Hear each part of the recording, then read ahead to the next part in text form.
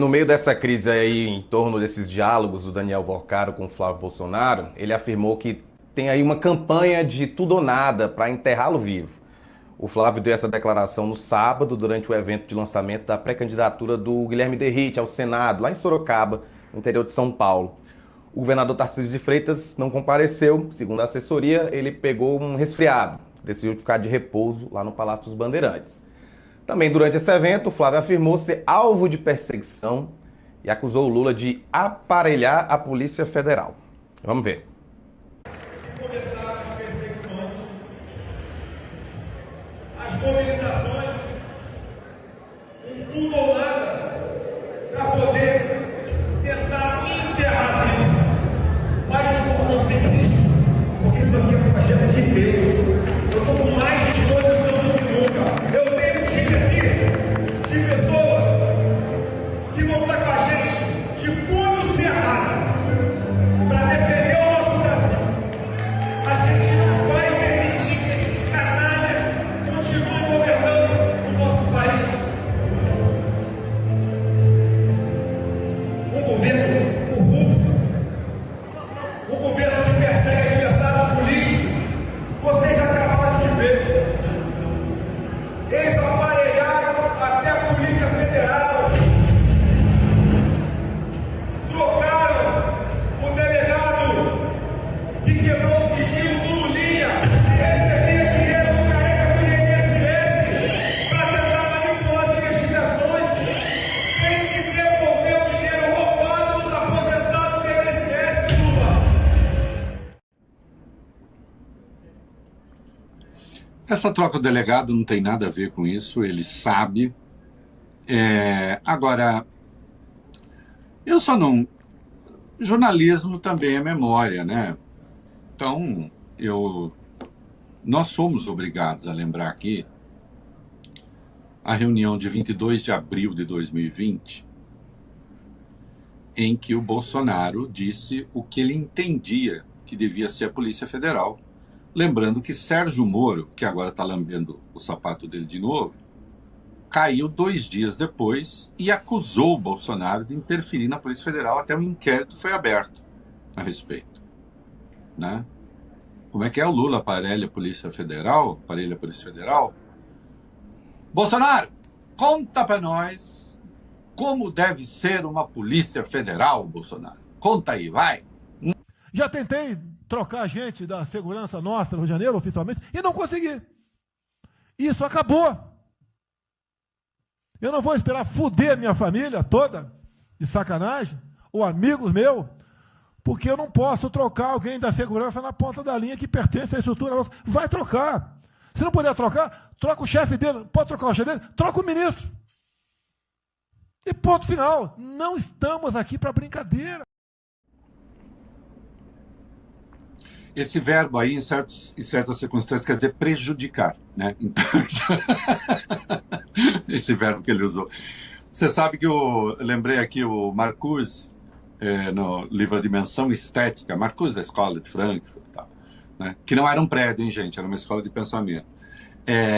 O Marcuse dizia que ele era contra o uso de palavrões, esse palavrão, esse verbo em particular, como sinônimo de coisa ruim. Ele dizia, não, a gente não pode, porque isso é uma coisa boa, sendo consensual, obviamente, é uma coisa boa. Então não vamos usar como sinônimo de coisa ruim. Mas ele está usando como sinônimo de coisa ruim, obviamente. Ele está dizendo, não vou esperar. E ele trocou, e efetivamente trocou. Atenção, o ex-ministro da Justiça, que tinha a Polícia Federal na mão, está em cana. Está em cana. O ex-chefe da Polícia Rodoviária Federal está em cana. Era tão aparelhado que se aparelhou para cometer crime, inclusive. E outro, o Flávio fica fazendo chororô, mas escuta, alguém inventou alguma coisa? Alguém? Do que o Intercept publicou, vamos lá, do que o Intercept publicou, o que é mentira? Segundo o próprio Flávio, nada. Segundo o próprio Eduardo, nada. Não tem mentira nenhuma. Não tem mentira nenhuma. E eu insisto, filme em si não é crime. financiar. O problema é, cadê o dinheiro? O que foi feito com ele? E eles não conseguem explicar? Esse é o ponto.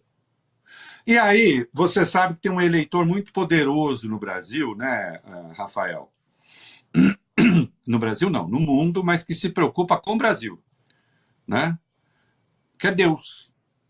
Deus não tem nada para fazer a não ser interferir nas eleições no Brasil, né? E o Flávio resolveu falar de Deus, né? Fala, Flávio, Deus está com você, vem.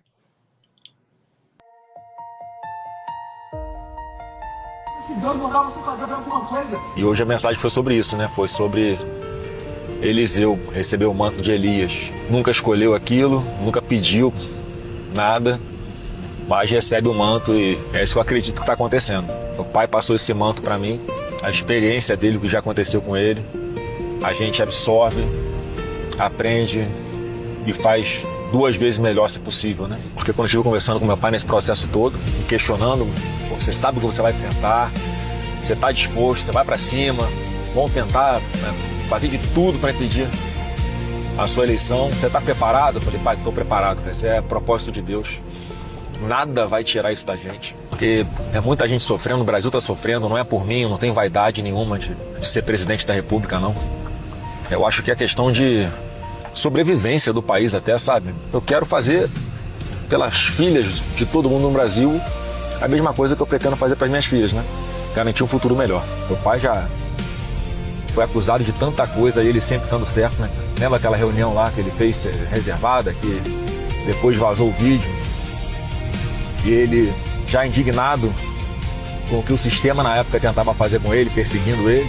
Aí todo mundo achava que o mundo tinha acabado, né? Quando o vídeo veio à tona foi o contrário. Foi a prova ali de que ele estava certo, que ele não tinha feito nada de errado, ele estava defendendo o seu país. E foi assim diversas vezes com meu pai, né? Uma pessoa que já foi acusado até de ter participado da morte da Marielle. Você tem que lembrar disso, né? Então, muitas situações que já aconteceram. E eu tô passando pelo mesmo processo agora. Primeiro que o vídeo que ele evoca é um vídeo em que o Bolsonaro praticava golpismo. É muito impressionante isso, né? É isso. Né? Parece esquete do Porta dos Fundos. Os anjos chegaram lá e falaram: Deus, olha, tá uma situação miserável lá na África subsaariana, também no Sudão, uma desgraça, no Iêmen, crianças sendo massacradas. Precisamos fazer alguma coisa. E Deus respondeu o quê, Rafael? Falou, não. Eu vou cuidar da eleição do Flávio Bolsonaro. Não tem mais nada para fazer de importante além disso. É espantoso que as pessoas, muita gente, caia nessa conversa. Né? E insisto, ele deveria vir a público e dizer o que é mentira nas reportagens que saíram. O que é mentira? Não tem. Deixa eu dizer uma coisa. Eu não acho, se alguém está pensando que eu estou aqui dizendo que o Bolsonaro, que o Flávio já é carta fora do baralho, cara, não acho. Não acho. Eles são resilientes. O núcleo duro do bolsonarismo ali tem coisa de 25% do eleitorado, e é uma gente que não muda, não adianta, não importa o que aconteça. Não importa o que aconteça. Aí, assim, tudo que vem, aí entra a mística religiosa, então tudo que vem para nos fortalecer. Quanto mais essas pessoas se organizarem contra nós, mais nós vamos para cima e tal. Tem isso, sem dúvida nenhuma. Agora, eles sabem o efeito que isso teve. Foi muito ruim. Né? Tem medições aí, nós vamos falar disso daqui a pouco. Né? Então, mas não estão, desta feita, enfrentando uma de suas guerras culturais, em que eles são muito bons. Conceito que eles aprenderam dentro do que foi possível aprender com Olavo de Carvalho, que, por sua vez, fez lá uma leitura distorcida de Gramsci, um teórico comunista, diga-se de passagem, Então, assim, eles são bem-sucedidos em guerras de valores. Já tratamos isso aqui. A esquerda identitária muitas vezes até ajuda com algumas questões ali que colocam para a sociedade, que são divisivas, mas que afrontam um pouco o padrão conservador, mesmo dos pobres. E eles sempre navegam muito bem nisso, né? Criam batalhas do nada, como criaram no caso, insisto, já citamos aqui do IP. Era um problema da Anvisa, e é um problema da Anvisa, reconhecido pela empresa. E virou o quê? Olha aí, olha o PT perseguindo os empresários porque eles doaram dinheiro para Jair Bolsonaro na campanha. Mentirosa afirmação, pilantra, mas alimenta ali o ultrarradicalismo, né?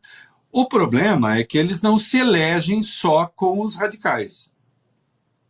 Precisa ter uma turma menos radical. Para ganhar, precisa de um eleitorado que, digamos assim, é medianamente conservador, né? Mas não é reacionário. E aí, nessa turma, eles se dão mal, né? Porque também é um pessoal que acha as coisas da corrupção terrível, e é mesmo, né? E é mesmo, ninguém está dizendo que não, né? O problema é quando você constrói o seu discurso abusando da imagem do impoluto, dos impuros são eles, dos podres são eles, nós não. E aí vem uma coisa como essa, que escancara, né, a intimidade deles com aquele que se tornou o maior escândalo da história do Brasil, pelo menos na versão que anda por aí.